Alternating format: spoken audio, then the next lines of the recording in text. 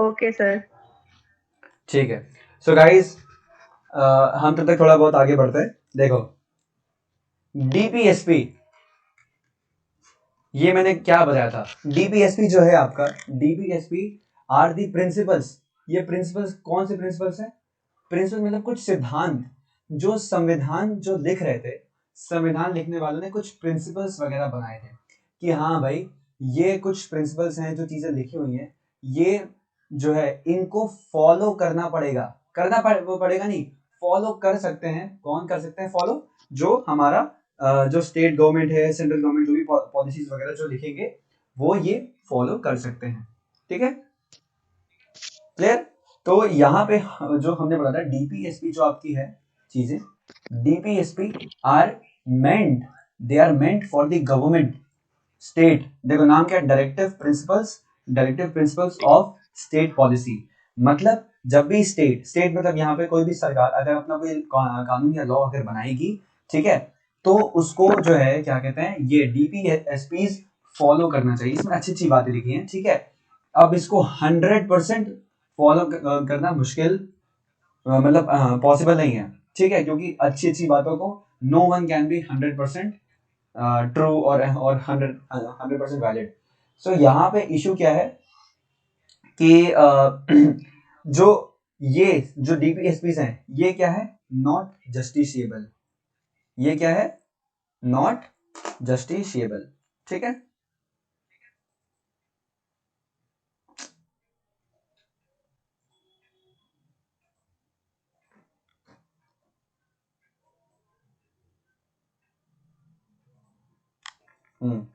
ठीक है, तो ये क्या है, नॉट जस्टिशिएबल।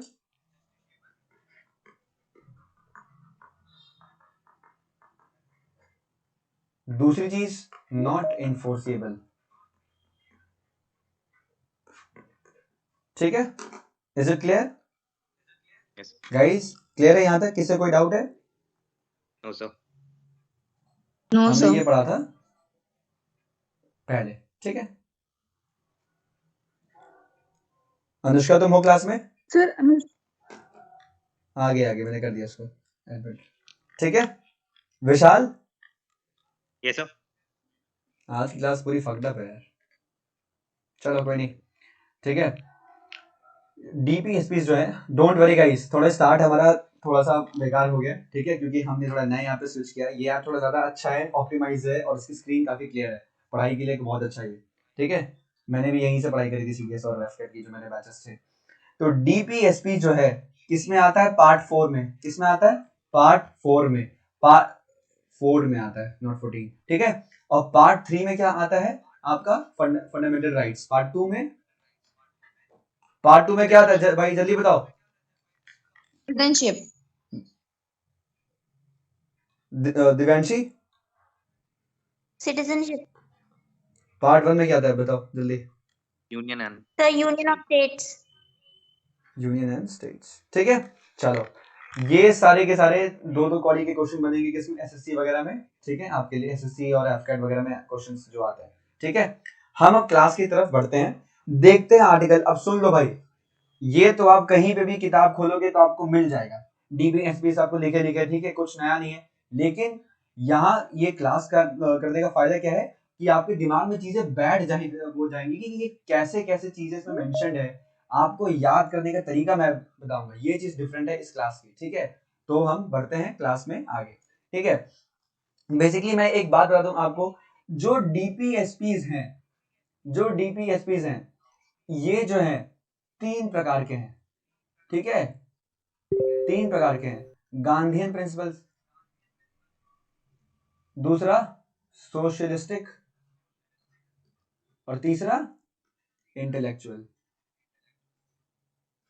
ठीक है, इंटेलेक्चुअल में मतलब जो आपकी मेंटल ग्रोथ, जो आपकी मेंटल प्रोडक्टिविटी, वो जो आर्टिकल जो इसमें जो डीपीएसपी है जो शेप करें।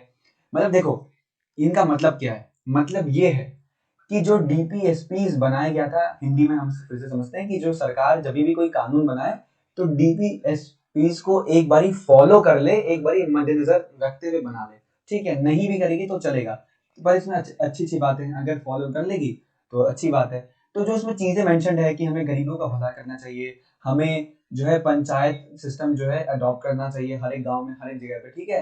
तो हमने जो देखा कि अच्छा ये जो चीजें हैं तो हम इनको कैटेगरीज में बांट देते हैं। कैटेगरीज में कौन सी कैटेगरीज में मतलब बांटेंगे, ये जैसे जैसे हैं वैसे वैसे इनको मतलब लगभग जैसे अगर कुछ गांधीयन जो गांधीयन बातें करते हैं, ठीक है, उनको हमने गांधी वाला जो हमने हमने मतलब दे दिया कि गांधीयन प्रिंसिपल्स हैं ये, ठीक है, गांधीयन प्रिंसिपल्स। कुछ सोशल मतलब कुछ समाज के उद्धार के लिए बात किया जाए तो वो सोशलिस्टिक प्रिंसिपल्स, मतलब कैसे, कहीं पे जैसे फ्री लीगल एड, ठीक है, आर्टिकल 39 में है क्या, free legal add. Free legal add मतलब क्या, क्या होता है कि एड मतलब होती है, और फ्री में जो लीगल है मतलब आप कहीं पे कोर्ट वगैरह जाओ तो अगर आपको कोई वकील नहीं मिल रहा है तो मतलब अगर किसी गरीब को ये फ्री लीगल एड मिलना चाहिए, ठीक है। तो ये जरूरी नहीं है सबको भाई मिले, है ना, इट इज नॉट 100% ट्रू, ठीक है। तो ये सब सोशलिस्टिक प्रिंसिपल्स में आ गए। अब कुछ चीजें ऐसे हैं कि क्या कहते हैं दारू मतलब क्या कहते हैं हमें जो प्रेग्नेंट लेडीज को क्या कहते हैं छुट्टी देनी चाहिए, ठीक है। बराबर से जो है सैलरी मिलनी चाहिए सबको, बराबर काम की बराबर सैलरी मिलनी चाहिए। तो ये एक मेंटल ग्रोथ को भी थोड़ा बूस्ट कर रहा है। तो इंटेलेक्चुअल प्रिंसिपल्स हैं, ठीक है। इसके बाद किसी को कोई आइडिया है, मतलब सॉरी कोई डाउट है? No, sir. सबके सब अनम्यूट करके भाई बोलेंगे, नो सर। No sir. ठीक है, क्लियर है, चलो। सर हाँ, बोलो। स्नेहा को ऐड कर लीजिए। स्नेहा दीदी अब लेट आएंगी तो फिर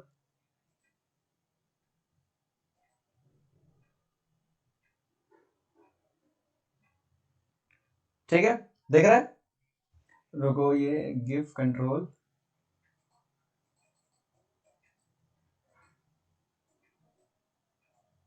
चलो मेरी स्क्रीन दिख रही है सबको, कोई दिक्कत किसी को? यस। No sir. ठीक है, आगे बढ़े सबके सब। देवांशी यहां तक क्लियर है कि ये तीन प्रिंसिपल्स क्या है?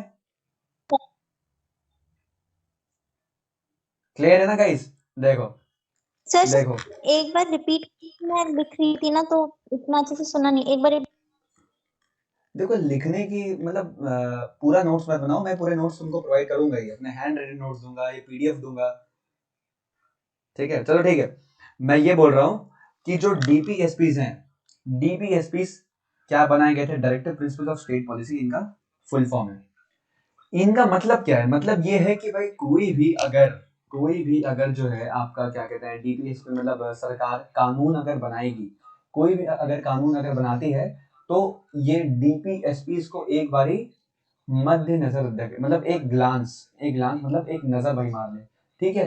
हर जरूरी नहीं कि सरकार डीपीएसपी के अकॉर्डिंग ही कानून बनाए, ठीक है।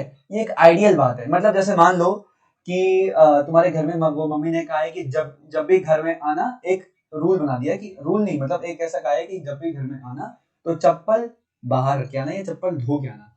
तो कभी कभी ऐसा है कि भाई तुम जल्दी आओगे तो जल्दी घुस गए घर में, ध्यान नहीं दिया, अंदर घुस गए, ठीक, घर में, तो मम्मी ऐसा तो है नहीं कि तुम घर से बाहर निकाल लेगी। तो डीपीएसपी को मतलब एक तरीका है, एक प्रिंसिपल, कुछ सिद्धांत प्रिंसिपल्स हैं जिनको फॉलो करना है गवर्नमेंट को, ठीक है, लेकिन 100% ना भी फॉलो करे तो चलेगा, मतलब सरकार के ऊपर है कि उनको इनके मुताबिक कानून बना है कि नहीं बना।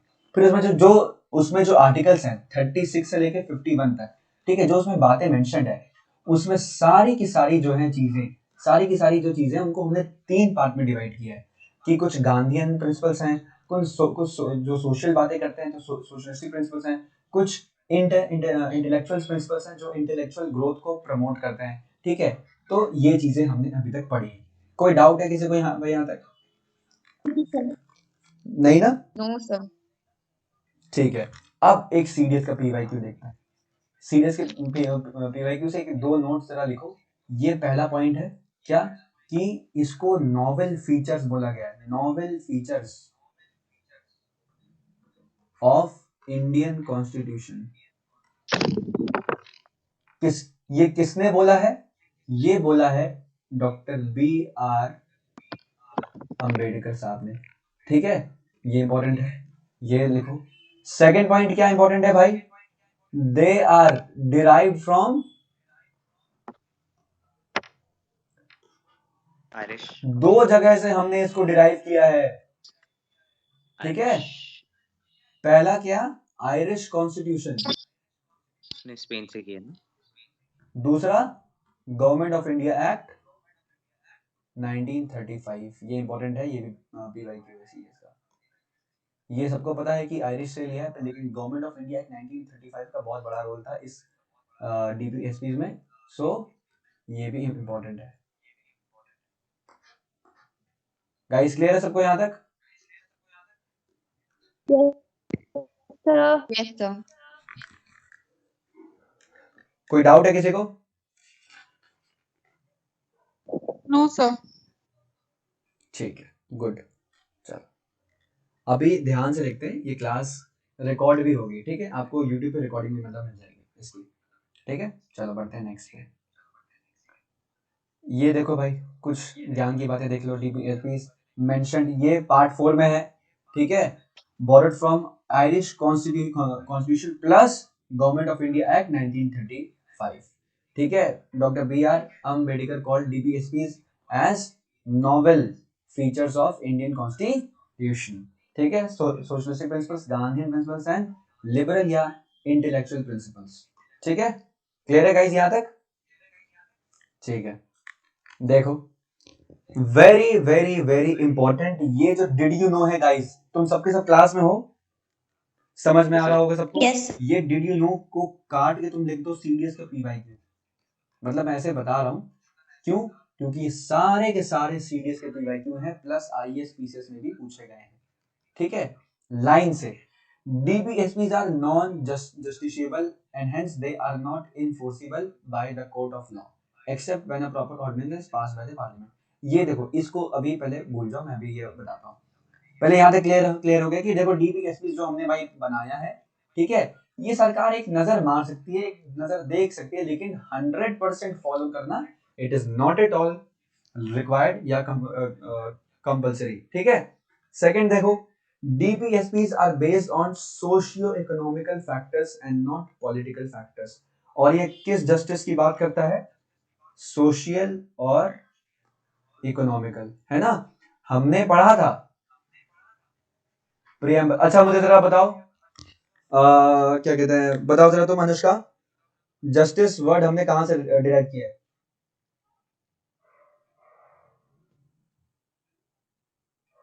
दिव्यांशी?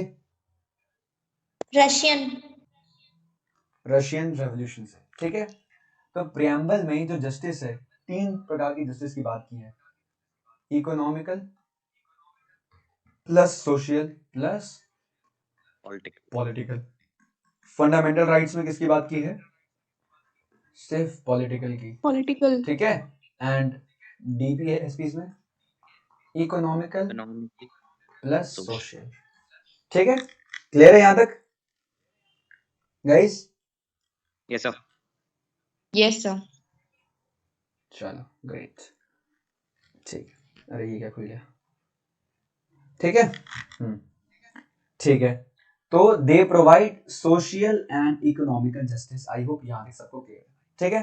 अब देखो, DPSPs are not justiciable and hence they are not enforceable by the court of law, मतलब जस्टिसेबल नहीं है भाई, ठीक है, लेकिन ये भी सीडीएस का पीवाई क्यू है। अब याद रखना, देखो अब सरकार चाहे अगर वो चाहे फ्री लीगल एड को, जैसे फ्री लीगल एड आर्टिकल 39 में मतलब मेंशन है, मान लो, ठीक है, फ्री लीगल एड अगर मान लो सरकार चाहती है कि ये सबको एक फंडामेंटल राइट्स मिल जाए या कंपलसरी या जो भी है, अगर इसको इन्फोर्स करना है, इन्फोर्स मतलब प्रॉपर 100% अगर इसको लागू करवाना है, तो सरकार को एक बिल या एक कानून पास करना पड़ेगा। ऑर्डिनेंस मतलब क्या होता है? ऑर्डिनेंस मतलब लिखना बिल या फिर कोई भी क्या कहते हैं कानून, कोई बिल एक्ट कानून पास करना पड़ेगा, तब जाके जो है आपका डीपीएसपी जो है क्या कहते हैं आप उसको इन्फोर्स कर सकते हो।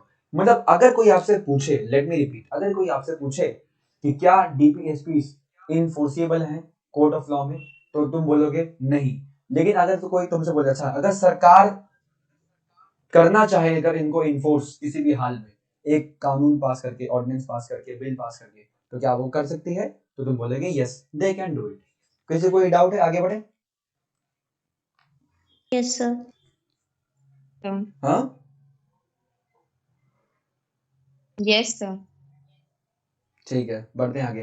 कोई डाउट है? स्नेहा, मंजरी? No, sir. चलो ठीक है। देखो, अब हम कुछ सोशलिस्टिक प्रिंसिपल्स की बात करते हैं। देखो, एक चीज मैं तुमको बता दूं भाई, एक दो बारी ऐसा हुआ है कि सीडीएस में एक दो बारी, मतलब कभी कभी आर्टिकल्स डायरेक्टली आते हैं कि 38 39 बताओ ये क्या क्या है या किसके बारे में बात की है, लेकिन जो है क्या कहते हैं, जनरली नहीं आते हैं। लेकिन आपको देखो, आर्टिकल जो आप कहते हैं ना, जो सबको जो पॉलिटी में फियर होता है कि क्या हमें पूरे के पूरे क्या आर्टिकल्स याद करना, देखो ऐसा कुछ नहीं है। आपको आर्टिकल 1 से लेके 51 तक सारे याद करने हैं, मतलब ये सब तो याद करने ही करने हैं। उसके बाद कोई आर्टिकल्स के लिए मरने की जरूरत नहीं।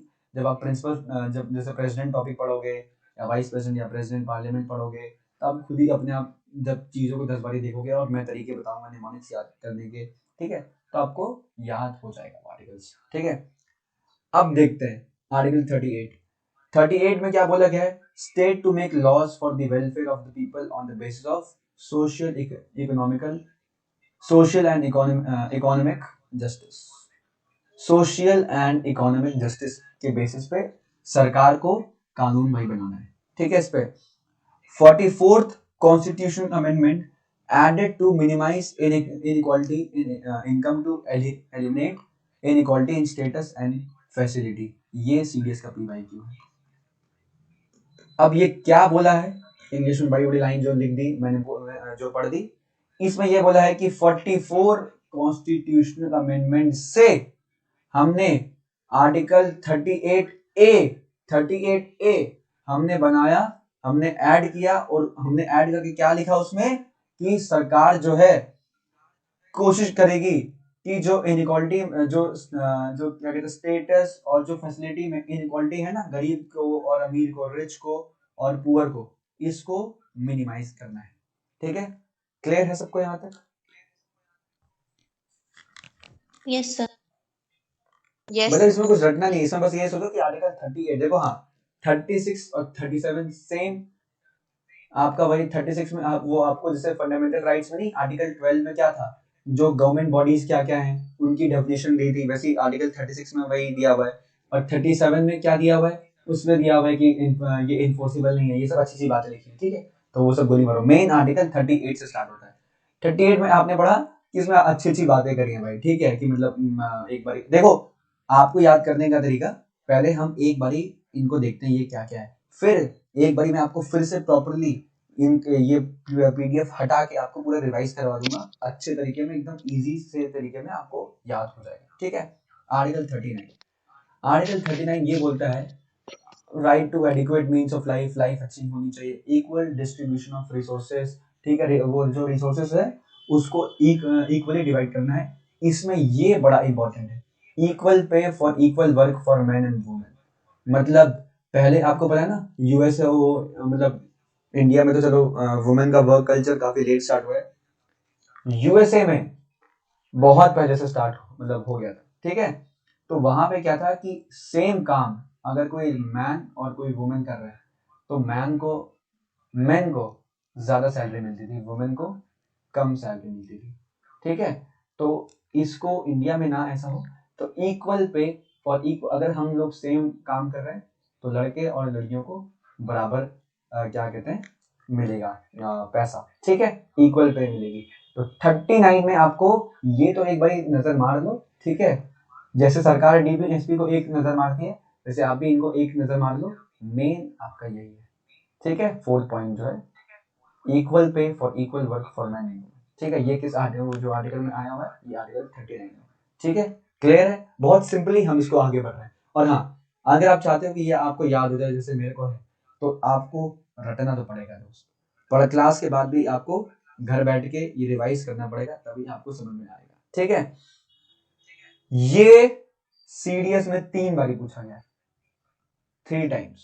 आर्टिकल 39A को हमने देखो DPSP में 3 या 4 अमेंडमेंट हुए, मतलब 3 या 4 ऐसे जो आर्टिकल है जो अमेंडमेंट से करके हमने उनको ऐड किया है, तो हम उनको अभी देखते हैं।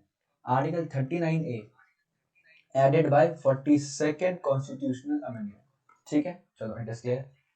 To promote equal justice and provide free legal aid, यही इंपॉर्टेंट है। आर्टिकल 21 में, अच्छा मैंने वो आपको भेजा नहीं ना, लक्ष्मीकांत में एक पूरा टेबल है जिसमें दिया हुआ है खूब सारी चीजें आर्टिकल 21 में क्या क्या है, मतलब फ्रीडम, पर्सनल लाइफ, लिबर्टी में क्या क्या है।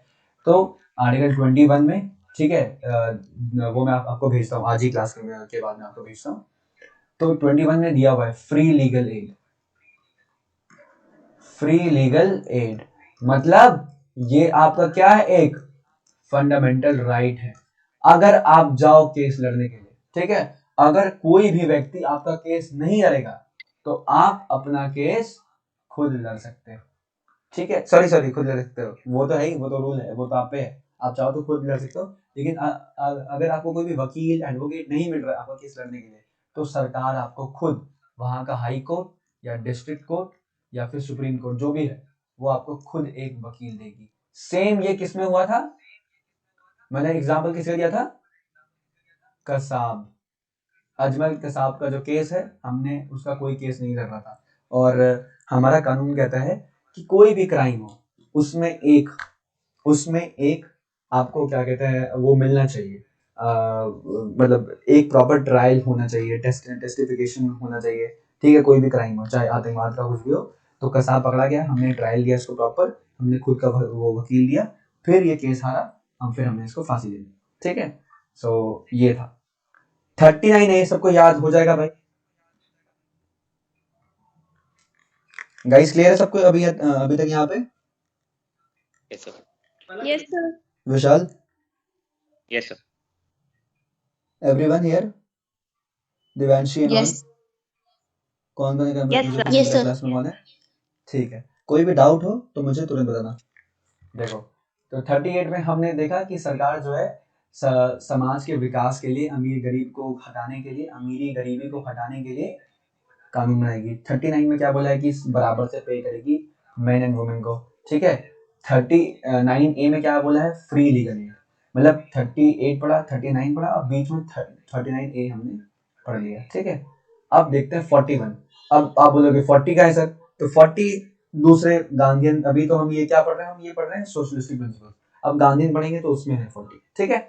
चलो, तो 41 देखो बहुत इंपॉर्टेंट है, to secure the right to work, education and public assistance in case of unemployment, ठीक है, मतलब right to work, right to education, right to public assistance in case of unemployment, मतलब अगर आप अनएम्प्लॉयड हो तो सरकार आपका हेल्प करेगी, आपको आपको काम देगी, ठीक है, आपको पढ़ाई भी देगी, ठीक है। देखो अब सबके सब कान खोल के सुनो यहाँ पे ध्यान से, ये डीपीएसपी है ना, तो मतलब ये सरकार के लिए बनाई है कि अगर सरकार चाहे तो लोगों के विकास के लिए, अगर कोई अनएम्प्लॉयमेंट है, कोई अनएम्प्लॉयमेंट, अगर अनएम्प्लॉयड बैठा हुआ है तो उसको आप पब्लिक असिस्टेंस, मतलब कोई सरकारी असिस्टेंस उसको भाई मिले, ठीक है, आगे बढ़ने में। राइट टू वर्क उसको, मतलब काम वगैरह मिले, उसका अधिकार मिले, एजुकेशन उसको भाई मिले, ठीक है। तो अब ये बताओ, ये जो है सरकार जरूरी नहीं कि इसको 100% फॉलो करे, तो जब सरकार का मन आता है तो कभी कभार वो स्कीम्स निकालती है, क्या क्या वो करती है, वो स्कीम्स निकालती है। स्कीम्स में क्या क्या होता है, जैसे प्रधानमंत्री कौशल विकास योजना, PMKYV, ये आपने देखा होगा नीलमत्थे में बहुत सारे इसके सेंटर्स खुले थे, लड़के लड़कियां सब इसकी टी शर्ट पहन के जो है कंप्यूटर स्किल्स सीख रहे थे, कंप्यूटर की स्किल्स वगैरह उनको सिखाई गई थी, तो हमने ये भी दिया। फिर हमने उनको जॉब भाई प्रोवाइड करी जो उनके लायक थी वहां पे, तो हमने उनको थोड़ा मतलब काबिल, हमने उनकी हेल्प करी, ठीक है। तो ये एग्जांपल किसका था, आर्टिकल 41 का, ठीक है। अब 42 का देखो, to make provisions for having human conditions for work and maternity relief, इसी में है, इसी में है क्या, मेटर्निटी रिलीफ, मतलब अगर कोई जैसे एक होता है मेटर्निटी रिलीफ और एक होता है पेटर्निटी रिलीफ। अगर मदर, अगर वो प्रेग्नेंट है और उसको छुट्टी चाहिए तो उसको मेटर्निटी लीव कहते हैं, ठीक है। और वो अगर कोई फादर है और उसकी वाइफ प्रेग्नेंट है तो अगर उसको उस बेसिस पे छुट्टी चाहिए कि हाँ भाई मेरे को मेरा बच्चा, मतलब like my wife is pregnant या एनीथिंग, तो पेटर्निटी रिलीफ के लिए वो अप्लाई करता है। पेटर्निटी लीव मतलब कि मैंने आपको बता दिया कि ये वर्ड काफी कॉमन है आजकल न्यूज में, कहीं भी आप सुनोगे तो वाकिफ रहो आप इससे, ठीक है। तो 42 का इतना सर नहीं पड़ता इसमें, तुम्हें प्रोविजन वही कुछ नहीं। मैटरनिटी भाई रिलीफ की बात किसमें वो करिए, आर्टिकल 42 में, ठीक है। ऐसे उसको बार बार याद करना, देखना आपको याद हो जाएगा, ठीक है। 43 देखो, to secure a living wage and a decent standard of life, मतलब सरकार को ऐसे कानून बनाने चाहिए कि जिससे जो है कोई भी व्यक्ति, कोई भी लेबर या कोई भी छोटी से छोटा कोई भी भाई अगर बंदा हो, वो एक लिविंग वेज मतलब एक जिंदगी जीने खाने कमाने तक का काम तो भाई उसको मिलता रहे, और एक डिसेंट स्टैंडर्ड ऑफ लाइफ मतलब अफोर्ड कर पाए, ठीक है। डिसेंट स्टैंडर्ड ऑफ लाइफ में क्या क्या आता है, अब इसकी डेफिनेशन क्लियर नहीं है, ठीक है, इन दी कॉन्स्टिट्यूशन, ठीक है। इट कैन बी एनीथिंग, ये भी क्या कहते हैं, एक मेरे ख्याल से आईएएस या पीसीएस का पीवाईक्यू है कि standard of life, decent standard of life का क्या कहता है, क्लैरिफिकेशन है कि नहीं है इन दी कॉन्स्टिट्यूशन, तो वो नहीं, बस यहाँ पे भाई लिख दिया। अब मेरे लिए डिसेंट स्टैंडर्ड ऑफ लाइफ वो होगी कि भाई एक कार हो, फॉर्च्यूनर वगैरह, ठीक है, वो सब हो। किसी के लिए क्या होगी कि एक स्मार्टफोन हो और 2 रोटी उसको पर डे मिलती रहे, वो स्टैंडर्ड ऑफ लाइफ। तो ये वेरी करता है फ्रॉम पीपल टू पीपल, ठीक है। ये भी ड्रॉबैक है संविधान का, हमारे कॉन्स्टिट्यूशन का, ठीक है। 43A आओ भाई, 43A क्या है कि participation of workers in management. देखो डीपीएसपी अगर आपको याद करना है, ठीक है, तो आपको अमेंडमेंट वाले जो आर्टिकल्स हैं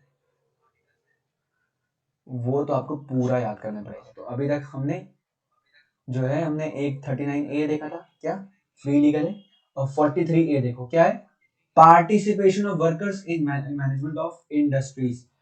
इसे कहने का मतलब क्या है, इसके कहने का मतलब ये है कि अगर कोई भी व्यक्ति, कोई भी अगर वर्कर है, ठीक है, कोई भी मतलब जैसे मान लो रुको बड़े मैं एग्जांपल से सिखाता हूँ सबको।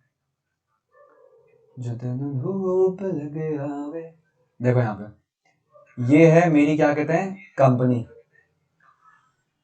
ठीक है, ये कौन हूं मैं, ये मेरा आई एम द किंग, ठीक है।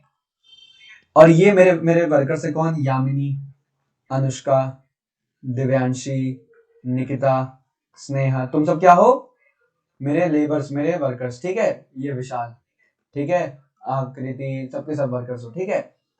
तो तुम लोग तो वर्कर हो, तुम लोग दिहाड़ी का काम करते हो, ठीक है, सब गिट्टी मोरंग बालू जो भी है मेरी फैक्ट्री में, जो ये फैक्ट्री मेरी या कोई इंडस्ट्री है, ठीक है, उसमें तुम लोग काम करते हो, ठीक है।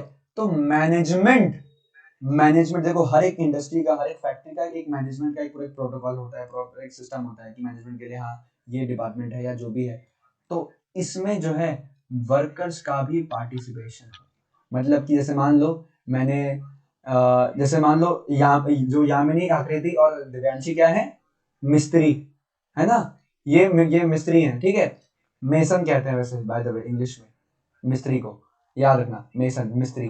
तो ये तीनों क्या है, मिस्त्री। उसमें से मैंने क्या बना दिया, यामिनी को हेड मिस्त्री, ठीक है, जैसे वो जो कांस्टेबल होता है उसमें हेड जो कांस्टेबल, वैसे ही हेड मिस्त्री मैंने भाई बना दिया।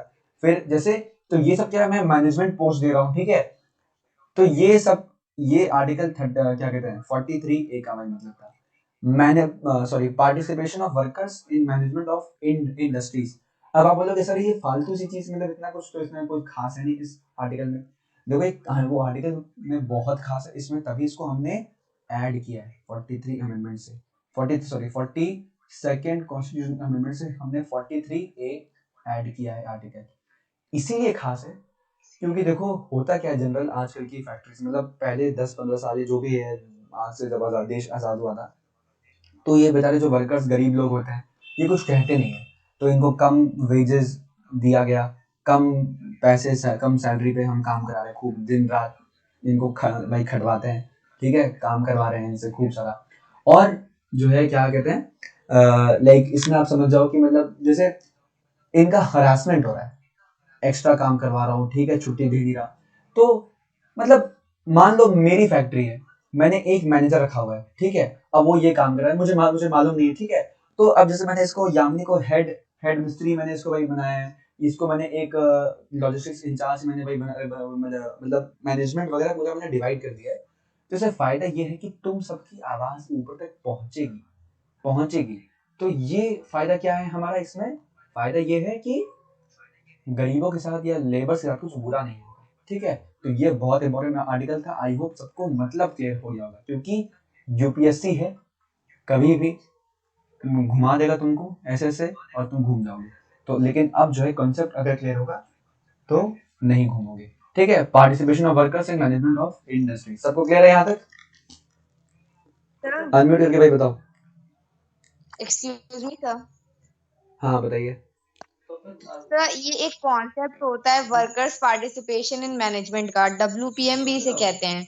तो क्या ये सर ये हाँ उससे हाँ रिलेटेड है कि मेनली जो वर्कर्स होते हैं उनका डिसीजन मेकिंग में भी एक तरह से हिस्सा होता है कि एटलीस्ट वो डिसीजन में एडवाइस दे सके, जो भी मतलब टॉप लेवल के मैनेजमेंट ग्रुप होता है उसमें। तो डिसीजन मेकिंग बता दो, मतलब वो मेरे को जैसे डाउट समझ। ट्रेड हाँ यूनियन पूछो वगैरह पूछो। लेबर के लिए लेबर इंडस्ट्रियल हाँ रिलेशन देखो, डिसीजन मेकिंग हो, देखो मैं जो मैनेजमेंट है, कहीं भी एमबीए करो, तुम आर्मी ऑफिसर बन जाओ, मैनेजमेंट का मेन मकसद होता क्या है? डिसीजन मेकिंग क्यों? For the welfare of the people and for the welfare of the organisation और इंडस्ट्री। मतलब जिस इंडस्ट्री या ऑर्गेनाइजेशन के लिए आप काम कर रहे हो उसका विकास हो, और जो साथ में लोग काम कर रहे हैं उसका भी विकास हो। ये डिसीजन मेकिंग का काम होता है। तो यस, डिसीजन मेकिंग जो और ट्रेड यूनियंस जो भाई बने हैं या बनाए गए हैं या बनाए जाएंगे, ठीक है, वो इसी बेसिस पे आ रहे हैं। अभी 4-5 साल पहले लेबर, अभी सीरियस में 2-3 बार ही आया है क्वेश्चन, ये क्या कहते हैं, लेबर एक्ट 2017-18 में 16 में कुछ पास हुआ था, ठीक है। उसमें कौन कौन से आर्टिकल्स हैं, ठीक, मतलब कौन कौन से लॉज उसके अंदर में आए, वेजेस एक्ट है, सोशल एक्ट है, वो सब हम देखेंगे बाद में, ठीक है, मिसलेनियस चैप्टर में। तो ये इसमें क्या है, डीपीएसपी में जो ये हमने बनाया गया 43A, ये decision making, welfare of the people as well as for the industry, उसके लिए। अब लेकिन एंड में ठहरा क्या, ये बेचारा डीपीएसपी 100% फॉलो करना जरूरी नहीं। इट इज नॉट कंपल्सरी कि लिखा है तो हमको फॉलो करना ही पड़ेगा। So this is a thing here. तो गवर्नमेंट का जब मूड आता है तो कुछ करना कुछ करती रहती है इनके विकास के लिए। क्लियर है तुम्हें निकिता? तो मुझे क्लियर है, बस मुझे वही चीज पूछनी थी क्योंकि ये मैंने पढ़ा है ना, इस वजह से। हाँ हाँ तो ठीक बस है, गुड। तो इसमें मैं तुम्हारा डाउट क्या है, मतलब मैं समझा नहीं। नहीं, मेरा कोई डाउट नहीं था, बस मुझे ये पूछना था। एक्चुअली हम लोगों ने जब हमारा ग्रेजुएशन कर रहे थे तब हमने ये WPM का कॉन्सेप्ट पढ़ा था। हमारा सब्जेक्ट था labour law and industrial relation, एक सब्जेक्ट था उसमें। तो ये था ना, तो वही मुझे पूछना था कि ये आर्टिकल उसी से रिलेटेड है जहां तक मुझे लग रहा है। Yes yes yes yes. देखो इसमें जो भी चीजें हैं वो एकदम क्लियर, इतनी शॉर्ट फॉर्म में दिया हुआ है। Participation of the workers in management of industries. अब कोई भी चीज सरकार अगर ला रही, लेबर लॉ ला रही है, ट्रेड यूनियंस बना रही है, तो ऑब्वियसली 43A के तहत ही भाई बना रही है, ठीक है। 43A तहत कोई कानून नहीं है कि आपको इसके तहत बनाना ही पड़ेगा। इसमें लिखा है कि मतलब ऐसा होना चाहिए, तो ऐसा होना चाहिए के लिए हम यहाँ कर रहे हैं, ठीक है। I hope it's clear. बाकी सबको क्लियर है भाई? विशाल, देवेंशी, अनुष्का, जो भी क्लास में, Yamini? Yes, sir. Yes, sir. Yes, sir. वो कहाँ है, यामिनी कहाँ है, हेड मिस्ट्री? क्लियर है भाई देवेंशी सबको? यामिनी क्लास में है कि नहीं है? यस सर है। यामिनी दी सो गई, चलो ठीक है। 47 पे आते हैं। 47 क्या, duty of state to raise the level of nutrition and standard of life and prohibition of liquor and drugs. अब देखो इसको याद करने का तरीका बिल्कुल लोग, AK-47 आर्टिकल 47 को किससे याद करो, AK-47 कौन चलाता है, आतंकवादी, ठीक है, आतंकवादी। तो जो आतंकवादी हैं वो क्या पीते हैं, दारू ड्रग्स वगैरह करते हैं। तो ये इंपॉर्टेंट है, ये भी पूछा गया है, ठीक है। तो इसको याद रखना, AK-47 यानी जो आर्टिकल 47 में क्या है, दारू वारू जो है, मतलब खान पान की भाई बात की गई, ठीक है, खान पान की बात करी गई। ठीक है, क्लियर है सबको यहाँ तक?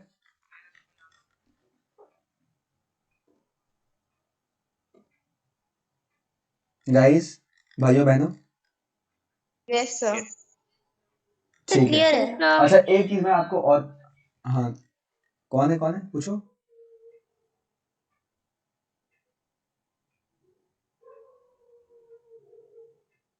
चल छोड़ो, गांधीयन प्रिंसिपल्स। अच्छा, एक चीज मैं अभी आपको बता दूं पहले से, कि कुछ आर्टिकल जो है, जैसे मान लो कुछ जो आर्टिकल है आपका सब में कवर होगा, मतलब वो शायद गांधीयन में भी आएगा और सोशलिस्टिक में आएगा।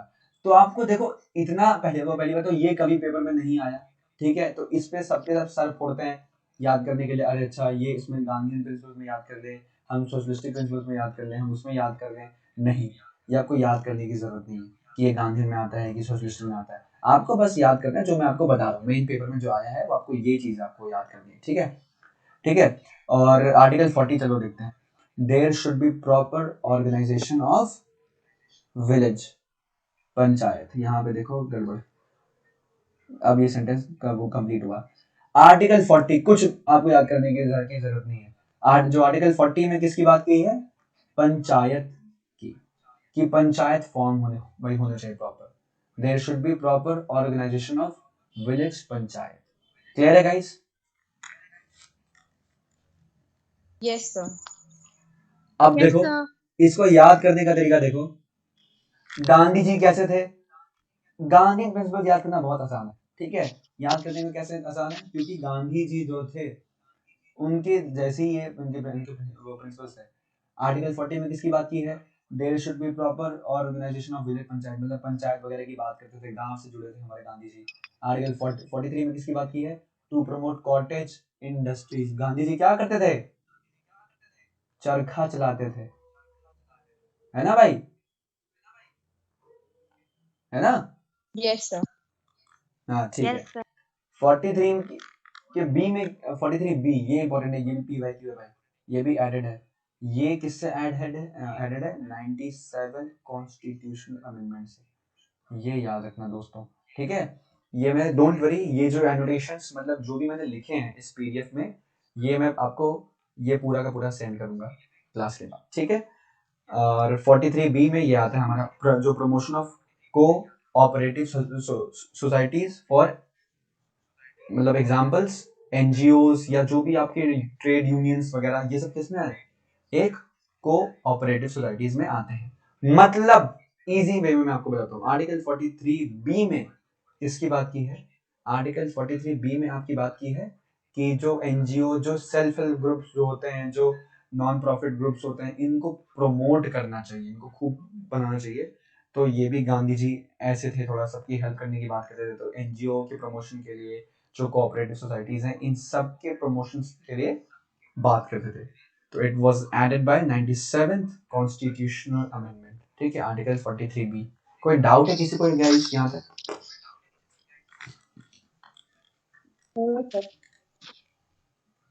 कोई डाउट तो नहीं है? No, sir. ठीक है, चलो। आर्टिकल 46 में क्या है? Promotion of educational economical interest of एससीज एंड एसटी। नॉट इम्पोर्टेंट, मतलब अच्छी सी बात है, ठीक है। It has never been asked in the paper, और से क्या ही पूछेंगे कि ये किसकी बात, बस ऐसा कुछ है, ठीक है, ऐसा याद करना। आर्टिकल 47 देखो, फिर से आ गया। मैंने क्या कहा था? गांधी जी कभी दारू पीते थे क्या? नहीं ना। कभी ड्रग्स करते थे? कभी उनको बॉन्ड सूंघते हुए देखा है? नहीं ना। तो to prohibit the consumption of alcohol drugs which are injurious to health, AK-47 से याद करना, ठीक है। आतंकवादी, AK-47, अल्कोहल ड्रग्स, ये रिलेशन याद करना। 48 गांधी जी मीट मच्छी मांस वास नहीं खाते थे भाई, तो प्रोहिबिट करते थे क्या? मना मना करे, वो करते थे गाय की हत्या, बछड़ों की वो हत्या, जितने भी जो दूध देने वाले जो भी कैटल्स वगैरह हैं, उनको मारने के, मीट मच्छी के मतलब उनको मारने के खिलाफ रहते थे। तो आर्टिकल 48 प्रोहिबिट करता है क्या? Slaughter of cows, calves, milch animals, ठीक है। मिल्श वैसे जर्मनी में मिल्क को कहते हैं, मिल्क को जर्मन लैंग्वेज में मिल्च कहते हैं। ठीक है गाइस, क्लियर है सबको यहाँ तक? Yes sir. भाई क्लास में जो भी हो, जो पहली बार पढ़ रहा है, जिसको समझ नहीं आ रहा क्या है, डोंट वरी। देखो एक चीज याद रखना लाइफ में, अभी थोड़ा 2 मिनट का मैं ज्ञान दूंगा। वो ज्ञान में ये है कि ये दीवार है, ठीक है, सीमेंटेड, जस्ट अभी सीमेंटेड हुआ है। आप इस पे पहली बारी अगर पेंट करोगे जैसे मान लो पहली बारी आपने इसमें चूना लगाया, ठीक है, तो ये हल्का हल्का सा वाइट होगा। ठीक है, दूसरी बारी आपने इस पे लेयर लगाई तो थोड़ा और एकदम गाढ़ा वाइट होगा, और तीसरी बारी अगर आपने दोबारा अगर लगा दिया इस पे तो खूब एकदम वाइट हो जाएगा। Same with your brain. ठीक है गाइस, आपको जो ये चीजें हैं आप एक बारी पढ़ रहे हो, अभी आपके दिमाग में बैठा, ठीक है, ये चीजें क्या क्या है, आप इसको आज क्लास के बाद जो भी नोट्स बनेगा वो वगैरह बना के रखना, फिर रिवाइज करना। अपने आप आपको मेरी कहीं भी बातें याद आ जाएंगी कि अच्छा सर ने इसमें ये बताया था, इसमें ऐसा कुछ बताया था। बेशर्ते आपको यहाँ पे ध्यान देके बैठना होगा बस। ठीक है, अभी पिछला याद नहीं हो रहा है, अभी समझ नहीं आ रहा सर क्या कहते हैं, पिछला अभी भूल गया, जो भी चलेगा। ठीक है, अभी पहली है, अभी पहली ले आएंगे जो इसको पहली बार पढ़ रहे हैं, पहली ले वो ले आया तो हल्का हल्का आपके दिमाग में आ गया। दूसरी बारी पढ़ोगे तो एकदम दिमाग में सेट हो जाएगा। तीसरी बारी पढ़ोगे तो एकदम बादशाह बन जाओगे। ठीक है, तो वो आर्टिकल 48 में बात की थी भाई, 48 में किसकी बात की थी? काउस को क्या कहते हैं, मार के खाने की बात की थी। ठीक है, खाने पीने की, मतलब स्लॉटरिंग ऑफ काउस जो भी है इनकी बात की थी। अब पढ़ते हैं लिबरल और इंटेलेक्चुअल प्रिंसिपल्स, ये आईएएस पीसीएस सीडीएस एसएससी, ठीक है, सीडीएस वो एनडीए में डायरेक्ट क्वेश्चन आता है क्या, आर्टिकल 44 में क्या मेंशन है, या यूनिफॉर्म सिविल कोड किस में आता है। और एसएसबी में भी, हर एसएसबी बोर्ड में हर एक ग्रुप में एक कार्ड में एक टॉपिक जरूर होता है भाई लेक्चरेट में। ठीक है, क्या, यूनिफॉर्म सिविल कोड, ये आर्टिकल 44 में आता है।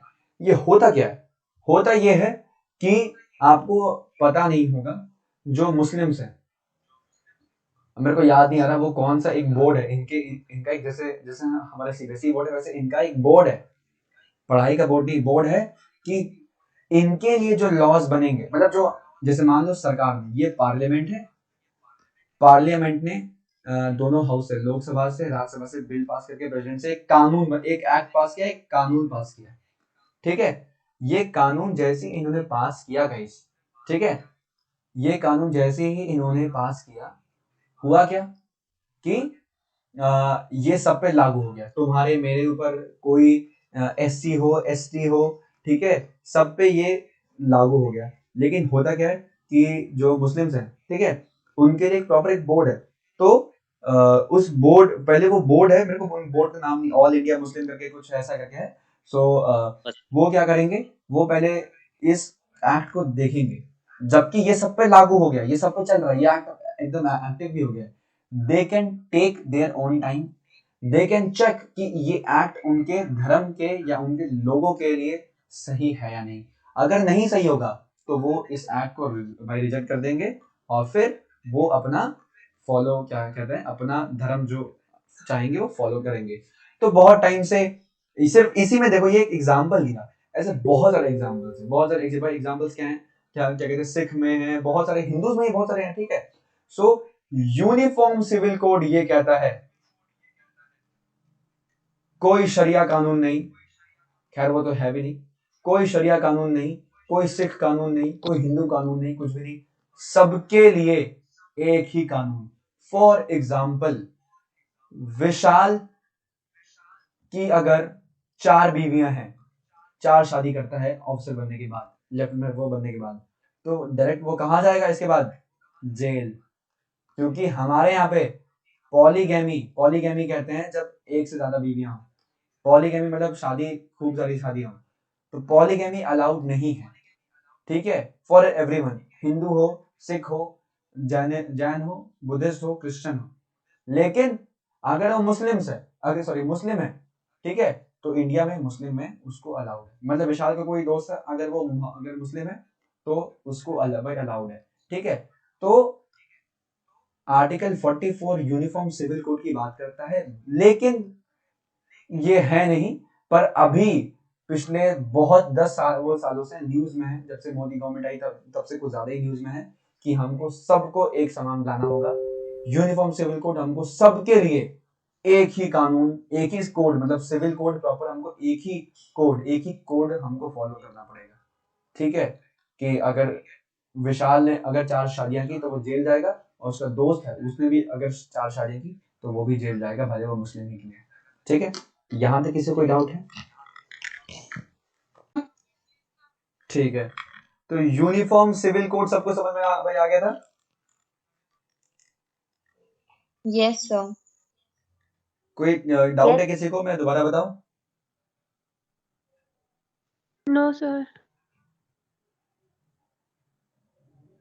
अंजलि क्लियर है? Yes sir. ठीक है, चलो। आर्टिकल 45 इंपॉर्टेंट है, डायरेक्ट क्वेश्चन आया है सीडीएस में। Free education to children of age 6 years, ये हमने किससे ऐड किया है भाई? आर्टिकल 45 में 86 कॉन्स्टिट्यूशनल अमेंडमेंट एक्ट के साथ। क्लियर है सबको? Yes sir. देखो ठीक है, हेलो। Yes sir. हाँ बोलो बोलो। नहीं सर, यस सर बोलना था। अच्छा ठीक है, ठीक, चलो। 48 हम देखते हैं दोबारा। 48 हम फिर से आ गया भाई, टू ऑर्गेनाइज। 48 में देखो हमने गांधीयन में क्या भाई पढ़ा था कि काऊ वगैरह को मारना नहीं चाहिए, कैटल्स वगैरह को मारना नहीं चाहिए।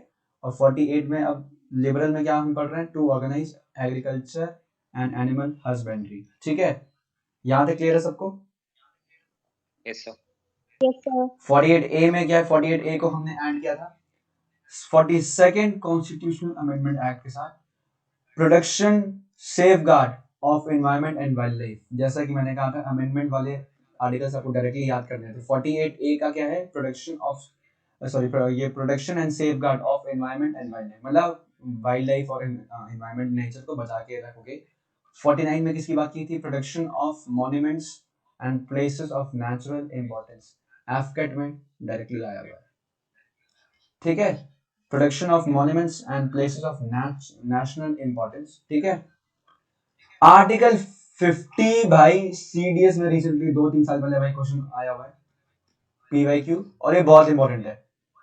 Separation of judiciary from executive, मतलब जो जुडिशरी है, सुप्रीम कोर्ट, हाई कोर्ट वगैरह, जो केसेस वगैरह, जो भी सिस्टम है पूरा जुडिशरी का, वो अलग है, एंड एग्जीक्यूटिव का सिस्टम क्या है? वो अलग है। ठीक है, 51 में क्या है? Promotion of international peace, encourage settlement disputes, give respect to international laws. ठीक है, क्लियर है सबको यहाँ तक? 51 भी यस अभी हल्का फुल्का भी अगर दिमाग में बैठ गया है तो मुझे बताओ। कहो भाई सब? Nikita, yes. Yes Anjali, sir. Sneha, yes sir. Yes sir. Divyanshi. Yes sir. Divyanshi है क्लास में? बेचारी बाहर रहेगी, चलो कोई नहीं, शील सी द रिकॉर्डिंग। देखो, अब मैं आपको बता दूं फिर से, हमने सोशल पढ़ा, गांधीयन पढ़ा, और लिबरल हमने ये पढ़ी। लिबरल में देखो कितनी अच्छी अच्छी बात है, लास्ट यही था वैसे आर्टिकल 51, जो प्रमोशन ऑफ इंटरनेशनल पीस, मतलब पीस, इंटरनेशनल पीस हम क्या कहते हैं प्रमोट करेंगे, और जो भी क्या कहते हैं आपका जो जैसे यूएन वगैरह है हम उनको फॉलो वो करेंगे, ये डीपीएसपी में मतलब वही मेंशन है। ठीक है, डिस्प्यूट वगैरह को हम सॉल्व करेंगे, इसीलिए मोदी जी बार बार यूरोप वगैरह में जो भी टेंशन है यूक्रेन रशिया में, उसमें कहते हैं कि हम जो है एक सोल्यूशन निकालेंगे यूक्रेन रशिया वॉर का। तो सब चीजें हैं आर्टिकल 51 में दिया हुआ है। Give respect to international laws, जो इंटरनेशनल कोर्ट ऑफ जस्टिस है, इसको हम क्या कहते हैं, ये सब कहने की बात है, 100% कभी नहीं देता। अगर इसको जो इंटरनेशनल कोर्ट ऑफ जस्टिस है, उसने भारत सरकार के खिलाफ में ही जजमेंट दी है, और इन पे लगाया है फाइन कुछ हजार करोड़ों रुपए का। ठीक है, जो कि सरकार ने पूरा डिनाई कर दिया, तो हमने इसको डिनाई कर दिया। दैट मीन्स कि 100% इफेक्टिव नहीं है, ठीक है। तो वैसे ही, लेकिन ये सब चीज़ें मेंशन है, it is not at all very important. 51 में मतलब आइडिया लग गया आपको क्या है इंपॉर्टेंट, क्या है जो क्लास के बाद आपको याद होना चाहिए अभी इसी वक्त, वो ये आर्टिकल 50 में क्या है, separation of judiciary from executive. सबके सब ध्यान से सुनो, अगर मैं और विशाल आपस में रोटी को 50-50% बांट ले तो क्या बोलेंगे, फिर भाई 50% तू खा, फिर भाई 50% मैं खाता हूँ। तो उसी तरह सेपरेशन, पावर को डिवाइड कर दिया क्या 50-50 में, 50-50 में पावर डिवाइड होता है, तो 50-50 में पावर डिवाइड हुआ है। दैट मीन्स कि आर्टिकल 50 में क्या आता है, separation of judiciary from executives. ये क्लियर हो गया? कोई भी पूछेगा तो आप बता दोगे आर्टिकल 44 में क्या है guys? Yes, uniform sir. Civil code. Article 50 कहाँ मैंने बेटा? अच्छा सॉरी, मुझे लगा 44 का है। नहीं सर, आपने 44 कहा था। अच्छा, मेरे मुंह से और 44 मुझे निकल गया, सॉरी। ठीक है, सॉरी, पार्डन मी। अगर मैं बोलूं कि कोई आपसे पूछे आर्टिकल 50 में क्या आता है, तो 50-50 हम क्या करते हैं, पावर डिवाइड करते हैं। That means separation of judiciary from executives, ठीक है? क्लियर है guys? Yes, sir. Yes sir. Yes, कोई sir. मुझे बताएगा कि ऐसा क्यों है वैसे?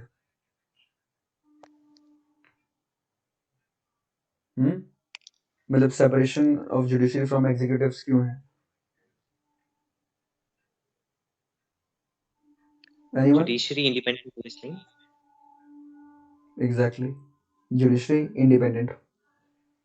मेन तो भाई, अब जैसे मतलब अगर मान लो पावर अगर हम सेम रखेंगे, मतलब ठीक है, अगर हम इसको इसका पावर इसका बाप बना देंगे या इसको इसका बाप बना देंगे, तो प्रॉब्लम ये होगी कि भाई मतलब जुडिशरी जो सुप्रीम कोर्ट का जज है उस पे एक प्रेशर बना वही होगा कि नहीं, अगर मैंने ये मान लो ये एक एमपी के खिलाफ एक केस चल रहा है, एक बीजेपी का मान लो एक एमपी है, उसके खिलाफ ये केस चल रहा है, और क्या कहते हैं अगर हमने इसके खिलाफ अगर जजमेंट दे दी तो पीएम हमारे खिलाफ हो जाएंगे। दैट मीन्स प्रॉब्लम होगी, जुडिशरी इंडिपेंडेंट नहीं होगी। तो फ्री एंड फेयर ट्रायल्स जो है, ट्रायल्स क्या होते हैं, जो भी केस में जो मुकदमे चलते हैं हम उनको ट्रायल्स कहते हैं। तो फ्री एंड फेयर ट्रायल्स नहीं चल पाएंगे। तो आर्टिकल 50 हमने याद कर दिया। 48 हमने देख लिया भाई। 48 में किसकी बात की है, हमेशा काऊ को मार के ना खाने की बात की है, ये किसमें, गांधीयन प्रिंसिपल में। और 48 ए में किसकी बात की है, वो protection of safeguard and environment and wild life, ठीक है। और आर्टिकल 44 देखो, 48 में जरा देखिए, 48 में भी सेम बात ही की, ऑर्गेनाइज मतलब अगर आपसे पूछेगा एनिमल कुछ भी, अगर जो एनिमल एनवायरनमेंट या क्या कहते हैं हस्बेंड्री, एनिमल हस्बेंड्री वगैरह, एग्रीकल्चर, तो आप 48 ही मार के आना। 48 या 48 ए, अगर यार वैसे इतना डिटेल में कभी नहीं देगा, 48 ही आपसे पूछेगा ये सब, ठीक है। ये था इंपॉर्टेंट, ये बहुत इंपॉर्टेंट था। आर्टिकल 44 को अगर देखो याद करने का तरीका कैसे, 4 और 4 क्या है, सेम है, यानी सेम क्या है, ये क्या है, यूनिफॉर्म है। दैट मीन्स कि आर्टिकल 44 में क्या है, यूनिफॉर्म सिविल कोड। सेम क्या होता है, सेम का मतलब क्या होता है, यूनिफॉर्म ही तो होता है, तो यूनिफॉर्म सिविल कोड। यहाँ तक सबको क्लियर है गाइस? Yes, sir.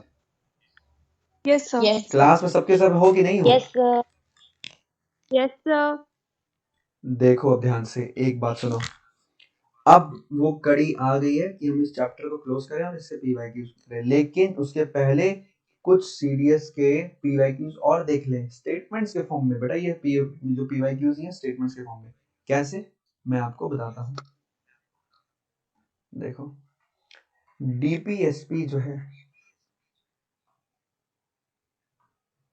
कुछ आर्टिकल 36 से लेके 51 तक पार्ट 4 में आते हैं, और सम इधर, कुछ इधर, और कुछ आपके पार्ट 4 के आउटसाइड ऑफ पार्ट 4। ये आपके 3 आर्टिकल है, बहुत important. Line to line exam में पूछा गया है और पूछेगा और हमेशा पूछता रहेगा। आर्टिकल 335 जो आर्टिकल 350A और आर्टिकल 351, ठीक है। 350 ये आपको रटना है खुला। आर्टिकल 351 में क्या है, टू प्रमोट हिंदी लैंग्वेज, ठीक है। आर्टिकल 350A में क्या है, to provide facilities for instructions in mother tongue in primary stage of education. मतलब हिंदी में आपको बताऊं, देसी लैंग्वेज में, तो आर्टिकल 350A में क्या भाई बोला गया है, 350A में ये बोला गया है कि जो बच्चे हैं उनको प्राइमरी लेवल मतलब LKG या UKG में उनको जो है अपनी मदर टंग, मतलब अगर वो हिंदी बोलता है तो हिंदी में उसको लैंग्वेज दो, पहाड़ी बोलता है तो पहाड़ी में उसको लैंग्वेज दो, मलयाली बोलता है तो मलयाली में उसको लैंग्वेज उसको मतलब पढ़ाई उसकी वो पढ़ाई करवाओ, ठीक है। जो इंस्ट्रक्शंस वो वगैरह है उसको उसकी मदर टंग लैंग्वेज में ही आप दो, ठीक है। आर्टिकल 350A इसकी बात करता है।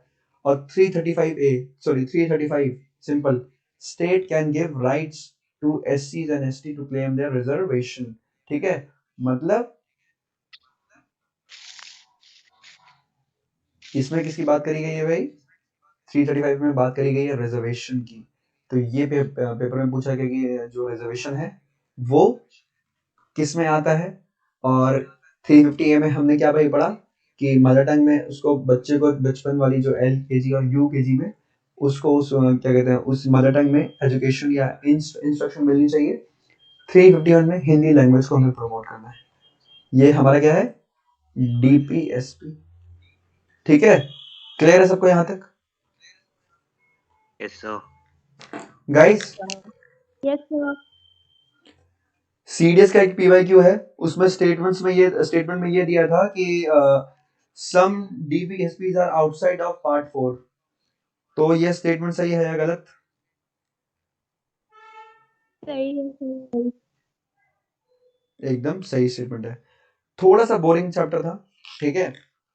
आई नो कि तुम लोग की बैंड बज गई है, ठीक है, दिमाग में थोड़ा बिठाने की, but don't worry, recording available होगी, रिकॉर्डिंग देखना, आपको एकदम इजी समझ में आ जाएगा, ठीक है। देखो ये हमने क्या भाई पढ़ लिया, हमने पढ़ लिया प्रेएम्बल, हमने पढ़ लिया क्या, शेड्यूल्स, हमने सोर्सेज पढ़ लिए, हमने इसकी सबसे पहले क्या पढ़ा था, making of the Indian constitution पढ़ लिया, हमने पढ़ लिया क्या, पार्ट 1 पढ़ लिया मतलब यूनियन एंड टेरिटरीज, पार्ट 2 पढ़ लिया हमने, पार्ट 3 पढ़ लिया हमने, फंडामेंटल राइट्स हमने पढ़ लिया पार्ट 4, ठीक है। यहां तक हो गया। अब 10 मिनट का टॉपिक है, 10 मिनट का टॉपिक है, वो हम कल करेंगे। वो क्या है, फंडामेंटल ड्यूटीज। देन कल की पूरी क्लास जो है, कल की पूरी क्लास में सिर्फ 10 मिनट हम जो ड्यूटीज हैं, फंडामेंटल ड्यूटीज, ये जो हमने कहां से ड्राइव किया, हमने ये ड्राइव किया रशिया से, USSR से। ये हम कल कवर कर लेंगे 10 मिनट के अंदर। उसके बाद पूरी क्लास हम CDS IAS पीसीएस के PYQ वो करेंगे, जो कि आज अगर आपको काफी प्रॉब्लम हुई पार्ट 4 समझने में, कल आपको एकदम दूध का दूध, मक्खन का मक्खन, पानी का पानी हो जाएगा। इसके बाद में हमारे पार्ट वाला सिस्टम खत्म, then we will start with the executive. तब हम पढ़ेंगे क्या, प्रेसिडेंट। अब आपको मजा आएगा पॉलिटी पढ़ने में। देखो ये सब चीजें है ना, ये सब समझ लो कि तुम्हारा भाई जिम वाला ही अभी वार्म अप सेशन चल रहा है, ये अभी आप वार्म अप सेशन कर रहे हो, अभी बस आप सीख रहे हो चीजें क्या क्या है क्या क्या है। अब इम्प्लाई करते हुए हम पढ़ेंगे क्या, प्रेसिडेंट, पार्लियामेंट, सब कुछ, जुडिशरी वगैरह। तो अब पॉलिटी जल्दी खत्म भी हो जाएगी और मजा भी आएगा, ठीक है। तो आज की क्लास को